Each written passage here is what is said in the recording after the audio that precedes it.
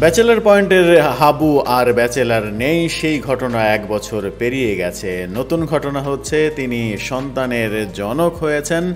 গত রাতেই সন্তানের জনক হয়েছেন তিনি, তবে সেটা নিয়ে এক ধরনের ভুল নিউজও ছড়িয়ে পড়েছিল।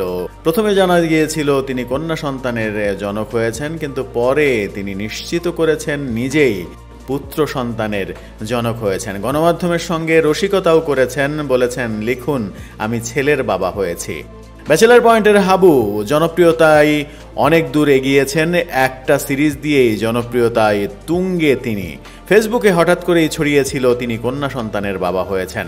এছাড়া কেউ কেউ আবার মেয়ের নাম লিখেও পোস্ট করেছিলেন, যা সত্য নয়।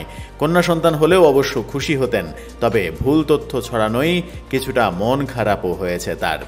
চাষী আলম গণমাধ্যম প্রথম আলোকে বলেছেন, গতকাল রাত 3:10 দিকে বাবুর জন্ম হয়েছে।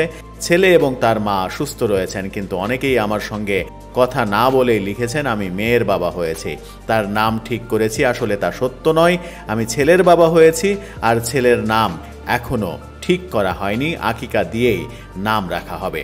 ব্যাচেলার পয়েন্টে অভিনয় করে হাবু যে জনপ্রিয়তা অর্জন করেছেন, পুত্র সন্তানের জনক হয়ে সেই জনপ্রিয়তায় আরও বেশি জোয়ার আসে নাকি ভাটা নামে, সেটাই এখন দেখার বিষয়। যদিও এটা কোনো ইস্যুই নয়, শুধুমাত্র পুত্র সন্তান তার সুস্থ থাকুক।